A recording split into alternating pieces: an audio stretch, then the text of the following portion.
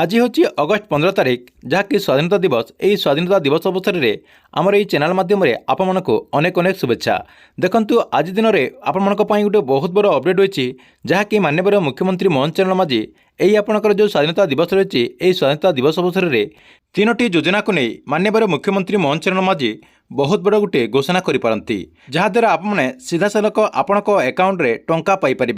तेबे माननीय मुख्यमंत्री मोहन चरण माझी आज कौन घोषणा करने जाती एवं एने कौन अपडेट होती यही वीडियो माध्यम आपने पूरा डिटेल जानीपारे। से भिडियोटी को शेष पर्यंत देखंतु। ता पूर्व वीडियो को गोटे लाइक कर दिंतु एवं जो मैंने चैनल को नुआ आसवे चैनल को सब्सक्राइब करके पाखर थिबा बेल आइकन को क्लिक करके ऑल नोटिफिकेशन ऑन कर दिंतु।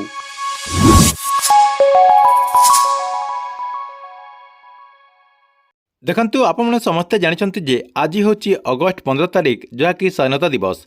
यही स्वाधीनता दिवस अवसर में माननीय मुख्यमंत्री मोहन चरण माझी जहाँकि प्रथम थर पर जहाँकि आपंकर जो पताका उत्तोलन रही यही पताका उत्तोलन करेंगे। यह सहित माननीय मुख्यमंत्री मोहन चरण माझी जहाँकि 3टी योजनार बहुत बड़ घोषणा करने को जाती। प्रथम रही सीएम किसान योजना। राज्य सरकार जो कालिया योजना ना को परिवर्तन करके जो सीएम किसान योजना करछंती यही सीएम किसान योजना अधीन में चाषी भाई मानक केवे टंका मिल जहाँकि कहुचे नुआखाई अवसर में चाषी भाई मानक सीएम किसान योजना अधीन में टंका मिल एने माननीय मुख्यमंत्री मोहन चरण माझी आज विधिवत भाव घोषणा करपारती। 2 नंबर रही सुभद्रा योजना को नहीं आपने समस्ते जानते जे ओडिशा रे सबुआड़े चर्चा होची सुभद्रा योजना को नहीं। आपणकर ये जो सुभद्रा योजना रही यही सुभद्रा योजना को नहीं माननीय मुख्यमंत्री मोहन चरण माझी आज घोषणा करपारती।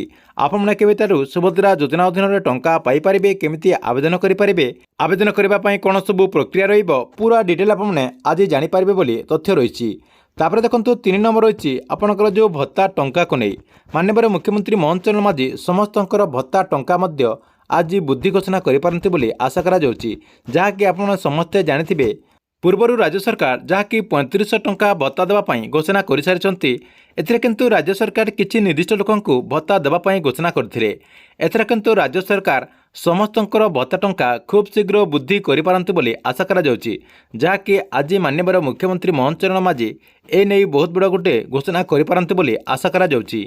ठीक अच्छे एथिला आपनका पई 3टी बड़ अपडेट। आपनका वीडियो केमती लागिला कमेंट बॉक्स रे नीचे गोटे कमेंट करंतु एवं गवर्नमेंट जेकोसी नुआ योजनार अपडेट आपने सर्वप्रथम देखा चाहते यही चैनल टी को आप रेगुलर देखुतांतु।